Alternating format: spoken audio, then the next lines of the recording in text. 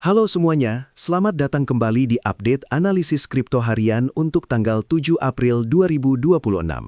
Hari ini kita akan membedah dinamika pasar yang masih berada dalam fase konsolidasi yang cukup menantang. Dengan berbagai sentimen makro yang mulai muncul, penting bagi kita untuk tetap objektif melihat arah pergerakan harga tanpa terburu-buru mengambil keputusan.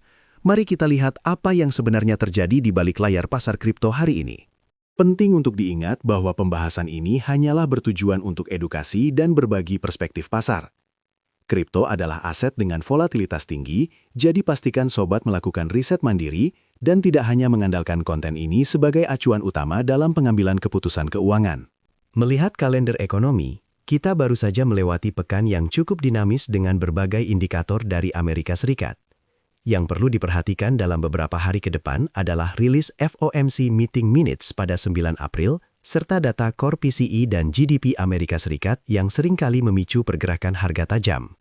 Selain itu, pantau juga rilis data inflasi CPI pada tanggal 10 April, karena tekanan harga di tingkat konsumen inilah yang sering menjadi faktor penentu arah kebijakan moneter global ke depannya. Berita makro yang pertama, Federal Reserve memberikan sinyal potensi jeda pada siklus kenaikan suku bunga mereka. Kebijakan ini diambil karena kekhawatiran atas persistensi inflasi dan ketidakpastian kondisi ekonomi global. Bagi komunitas kripto, kebijakan ini tentu menjadi lampu hijau yang positif karena potensi likuiditas yang lebih stabil seringkali mendukung aset berisiko untuk kembali menguat. Selanjutnya, kita melihat Eurozone yang melaporkan penurunan tipis pada data inflasi mereka.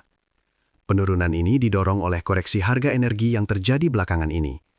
Meskipun masih jauh dari target ideal, berita ini memberikan sedikit optimisme bagi pasar bahwa tekanan inflasi di Eropa mulai melandai, yang secara tidak langsung berdampak baik pada sentimen global. Terakhir, Bank of Japan tetap mempertahankan kebijakan bunga ultra rendah mereka.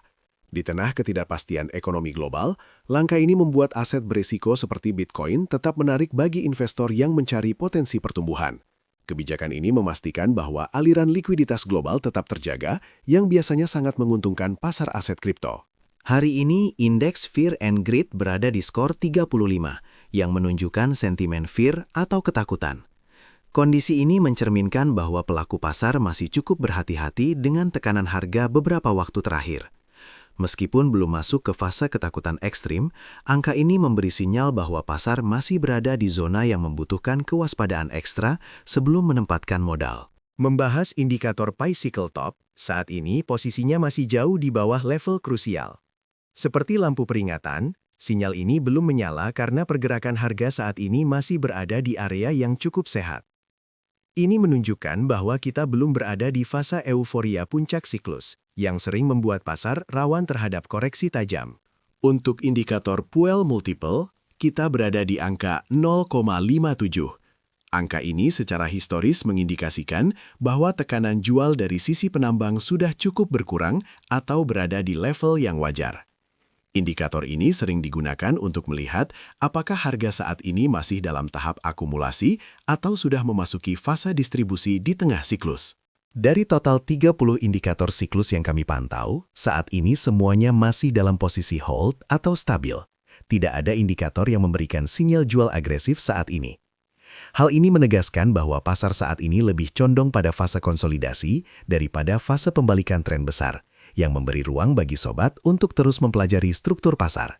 Sekali lagi, semua informasi yang dibahas dalam video ini hanyalah sarana edukasi. Keputusan dalam pasar kripto sepenuhnya berada di tangan sobat. Selalu gunakan logika, riset mandiri, dan jangan pernah menempatkan dana yang sobat tidak siap untuk kehilangannya. Sampai jumpa di update berikutnya, dan tetap bijak dalam mengelola portofolio.